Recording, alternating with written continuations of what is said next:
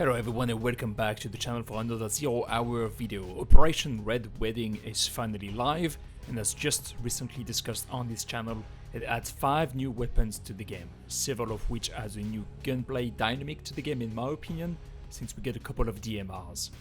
And so today we are going to be deep diving into the Mk12 a little further. We are going to be talking about the damage output, the recoil, the attachments, some of the setups you can use, and how you can best utilize the Mk12. So without further ado, let's get started. The Mk12 comes with its standard issue 20 rounds magazine, and you will get 6 in PvP and in co-op mode. The damage per projectile for the Mk12 without any muzzle attachment is as follows: 145 to the head, 45 to the chest, 45 to the stomach, 40 to the legs, 37 to the arm, and 45 to the shoulder. And this is the damage per projectile when using the suppressor: 142 to the head, 42 to the chest, 37 to the stomach, 37 to the legs, 34 to the arms, and then 37 to the shoulders. The DPS with the Mk12 is also pretty high for a semi-automatic rifle, and as long as we manage to recoil properly, we can get a DPS when shooting to the head ranging between 9 and 11k without the silencer, and between 9 to 10k with the silencer. But obviously a high DPS is not really what we want to achieve with the Mk12, since it's not really the best weapon to deliver this kind of gunplay. You would probably prefer going for another AR or an SMG or something like the Honey Badger if you wanted to achieve a much higher DPS. The recoil of the Mk12 is definitely interesting though, and it's definitely something you want to master, especially the timing when double tapping. Do it too quickly and you will miss your target. But if you get the timing right, and let's say your first shot was around the stomach, you can manage to land another shot right around the height of the head of your target. For example, if my timing is something like 1-2, 1-2, 1-2, that second shot will be above my target. But if my timing is something like 1-2, 1-2, 1-2, that second shot will land on my target or around the chest area. Attachment wise, the Mk12 gets a lot of the usual options for now, but there is definitely room for improvements in the future in my opinion, especially in terms of lower rail and sights.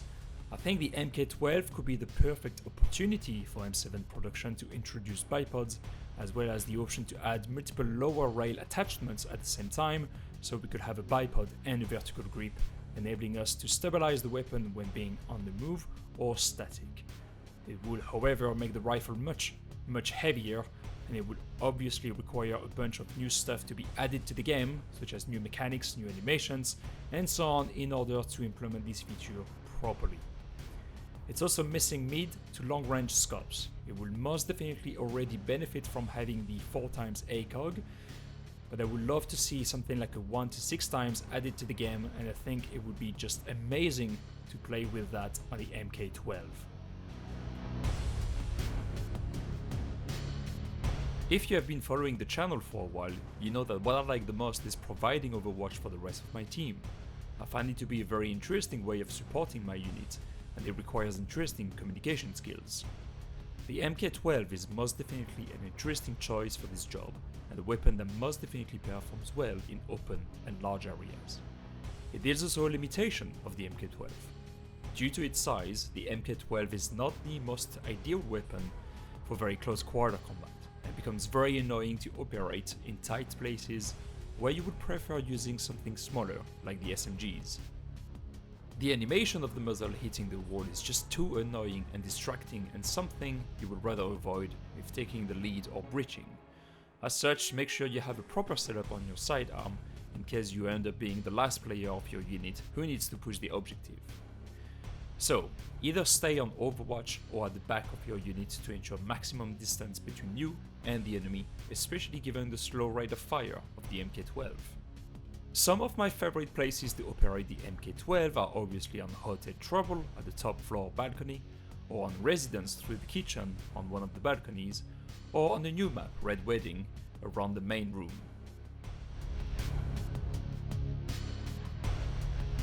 To conclude, I very much love what M7 Production is trying to achieve with this new weapon. I think the Mk12 adds stronger long-range gameplay dynamics to the game, something that some players might find a little bit surprising in a game like 0 Hour, but in the grand scheme of things, the Mk12 sets some solid foundation and it's a welcome addition to future maps that might have designs that include more open spaces, more corridors, and see-through surfaces. I hope we will be getting more long-range related attachments in the future though, since I think it's lacking at the moment to feel like we are using the full potential of the Mk12. Maybe something that we might get in the future if the weapon customization system gets improved and provides more advanced options. If you enjoyed this deep dive, please consider leaving a like and to subscribe to support the channel. Thanks again for watching, and I will see you in the next video.